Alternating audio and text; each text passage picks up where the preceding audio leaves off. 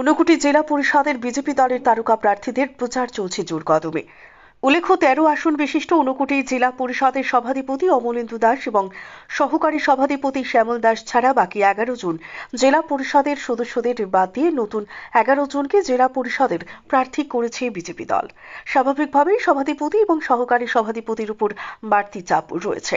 দল জেলা পরিষদের প্রার্থীদের নাম ঘোষণা করার পর থেকেই ঊনকোটি জেলা পরিষদের সহকারী সভাধিপতি শ্যামল দাস প্রতিদিন সকাল বিকেল দুবেলা করে নিয়মিত প্রতিটি ভোটারের বাড়িতে যাচ্ছেন।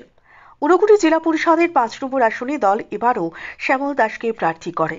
ঊনকোটি জেলা পরিষদের এই ৫ নম্বর আসনের অধীনে চণ্ডীপুর, সোমরুরপাড়, মনুভেলি এবং মূর্তিছড়া এই ৪টি গ্রাম পঞ্চায়েত রয়েছে। ৪টি গ্রাম পঞ্চায়েতে বিগত ৫ বছর শাসক বিজেপি দলের অধীনেই ছিল। সদা হাস্যমুখী শ্যামল দাস বিগত ৫ বছর ঊনকোটি জেলা পরিষদের সহকারী সভাধিপতি হবার সুবাদে ওনার নির্বাচনী কেন্দ্রে বেশ কিছু উল্লেখযোগ্য উন্নয়নমূলক কাজ করিয়েছেন। এছাড়াও শ্যামল দাস গোটা কৈলাসহর মহকুমাবাসীর কাছে এক পরিচিত মুখ। ১ আগস্ট বৃহস্পতিবার সকালে দলীয় কর্মী সমর্থকদের সাথে চণ্ডীপুর গ্রাম পঞ্চায়েতের ২ নম্বর ওয়ার্ডের বাড়ি বাড়ি প্রচার অভিযানে সামিল ছিলেন। এই বাড়ি বাড়ি প্রচার অভিযানে জেলা পরিষদের প্রার্থী শ্যামল দাস, চণ্ডীপুর গ্রাম পঞ্চায়েতের স্থানীয় প্রার্থী তথা ২ নম্বর ওয়ার্ডের ৩ নম্বর আসনের প্রার্থী সুস্মিতা দাস এবং ৪ নম্বর আসনের প্রার্থী অঞ্জু দাস মালাকার ও চণ্ডীপুর পঞ্চায়েত সমিতির ৩ নম্বর আসনের প্রার্থী সত্যজিৎ দাসকে প্রতিটি বাড়ির সাধারণ মানুষদের সাথে দলীয় প্রার্থী হিসেবে পরিচয় করিয়ে দেন। বাড়ি বাড়ি প্রচার অভিযানে যুব নেতা তথা চণ্ডীপুর গ্রাম পঞ্চায়েতের অপর প্রার্থী বিপ্লব দাস, যুব নেতা নীলমণি দাস ছাড়া আরো অনেকেই উপস্থিত ছিলেন। বাড়ি বাড়ি প্রচার অভিযান চলাকালীন ঊনকোটি জেলা পরিষদের ৫ নম্বর আসনের প্রার্থী শ্যামল দাস সংবাদ প্রতিনিধিদের মুখোমুখি হয়ে জানান যে বিগত ৫ বছর বিজেপি দলের পরিচালিত গ্রাম পঞ্চায়েত, পঞ্চায়েত সমিতি এবং জেলা পরিষদের মাধ্যমে পঞ্চায়েত এলাকায় যেভাবে উন্নয়নমূলক কাজ হয়েছে এবং সাধারণ মানুষ যেভাবে উপকৃত হয়েছে তার নিরিখেই এবছর প্রতিটি বাড়িতে গিয়ে দলীয় প্রার্থীরা ভালোই সাড়া পাচ্ছেন। এছাড়া বিগত ২৫ বছর বাম জামানায় সরকারি সুযোগ সুবিধা পেতে যেভাবে কেলেঙ্কারি হয়েছে তা কিন্তু বিগত ৫ বছরে বিজেপি সরকারের আমলে প্রধানমন্ত্রী আবাস যোজনায় বিনামূল্যে সাধারণ মানুষদের ঘর বন্টন এবং বিনামূল্যে শৌচালয় নির্মাণ করার ক্ষেত্রে কোনো ধরনের কেলেঙ্কারি করা হয়নি বলে জানান শ্যামল দাস। আসন্ন ৮ই আগস্ট তিস্তর পঞ্চায়েতের নির্বাচনকে সামনে রেখে আমরা বাড়ি বাড়ি প্রচার অভিযানে আমরা বের হয়েছি। আমাদের এই চণ্ডীপুর পঞ্চায়েতের ২ নং ওয়ার্ডের ৩ নং আসনে আমাদের প্রার্থী হয়েছেন, যিনি গতবারও ছিলেন, সুস্মিতা দাস, এবং উনি ৪ নং আসনে অঞ্জু দাস মালাকার, এবং ৩ নং পঞ্চায়েত সমিতির আসনে আমাদের সত্যজিৎ দাস, এবং আমি নিজে ঊনকোটি জেলা পরিষদের ৫ নং আসন তফসিলি জাতি সংরক্ষিত আসনে আমি নিজে আমাদের পার্টি আমাকে মনোনীত করেছে, তাই আজকে আমরা ডোর টু ডোর প্রচার করছি।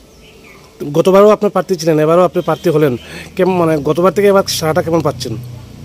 আসলে শুধু আমি না, আমরা যদি গোটা ত্রিপুরা রাজ্য থেকে, বিশেষ করে আমাদের ঊনকোটি জেলার যে চণ্ডীপুর ব্লক আমি বলবো, বা আমাদের ঊনকোটি জেলায় বলবো, আমাদের সমগ্র ত্রিপুরা রাজ্যে গোটা ৫ বছর আমাদের ভারতীয় জনতা পার্টির নেতৃত্বে আমাদের প্রতিনিধিরা যেভাবে তিস্তর পঞ্চায়েত পরিচালনা করেছে, হয়তোবা আপনারাও সাক্ষী রয়েছেন, গোটা ত্রিপুরাবাসী সাক্ষী রয়েছে। বিগত ২৫ বছর যেভাবে বাম শাসনে তিস্তর পঞ্চায়েত পরিচালনা করেছে, বিশেষ করে সরকারের যে বিভিন্ন উন্নয়নমূলক স্কিম সাধারণ মানুষের জন্য আসে, সেটা গড়েই হোক, টয়লেটেই হোক বা অন্যান্য সুযোগ সুবিধাই হোক, যেভাবে স্বজন পোষণ করেছে, কিন্তু আপনারা পরিলক্ষিত করছেন আমাদের প্রধানমন্ত্রীর যে স্লোগান বা যে উদ্দেশ্য, সবকা সাথ সবকা বিকাশ, সেই নীতিকে আমরা তৃণমূল স্তরে আমরা বাস্তবায়িত করতে আমরা সক্ষম হয়েছি। কারণ সরকারের যে বিভিন্ন স্কিম রয়েছে, সেটা পাকা গড়ই হোক, পাকা টয়লেটই হোক, বিদ্যুৎই হোক, কিংবা বাড়ি বাড়ি জলের সংযোগই হোক বা অন্যান্য স্কিম, সেগুলো আমরা কোনো রকমের স্বজন পোষণ না করে প্রকৃত প্রাপক যারা, তাদের কাছে আমরা সেগুলো পৌঁছে দিতে সক্ষম হয়েছি, যার ফলে আজকে আমরা ডোর টু ডোর শুধু আজকেই নয়, আমরা প্রতিদিন করছি। তার নিরিখে আমরা কিন্তু ব্যাপক সাড়া পাচ্ছি। কারণ আমরা যে বাড়িতেই যাই, ম্যাক্সিমাম বাড়িতে আমাদের সরকারের যে প্রধানমন্ত্রী আবাস যোজনা কিংবা পাকা টয়লেট প্রত্যেক বাড়িতে আমরা দেখছি, এবং বিশেষ করে অধিকাংশই আমরা দেখছি, যেহেতু ২০০০ বিভিন্ন সার্ভের মাধ্যমে এগুলা যারা প্রকৃত প্রাপক, সেখানে সিপিএমই হোক, কংগ্রেসই হোক, বিজেপিই হোক, যারা প্রকৃত প্রাপক তারা কিন্তু তাদের বাড়িতে আমরা গোশ পৌঁছে দিয়েছি এবং তার জন্যই আমরা সাড়া পাচ্ছি এবং যেদিনই বেরোচ্ছে। কারণ সবাই আসলে আপনারা জানেন একটা গরিব মানুষের জন্য একটা প্রধানমন্ত্রী আবাস যোজনা 1.5 লক্ষ টাকা এই ঘরের কিন্তু একটা গরিব মানুষের জন্য একটা বিরাট একটা সহায়তা।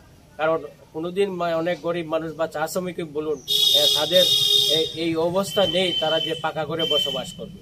এবং বিশেষ করে আমরা আরো সাড়া পাচ্ছি যারা বয়স্করা বা যারা ভাতা পাবো, তাদের 700 টাকা থেকে ডাইরেক্ট তাদের ভাতা 2000 টাকা করেছে। তারাই আমাদের মাথায় হাত বুলিয়ে তারা আমাদেরকে আশীর্বাদ করছে এই যে ভাতা পাবো যারা রয়েছে।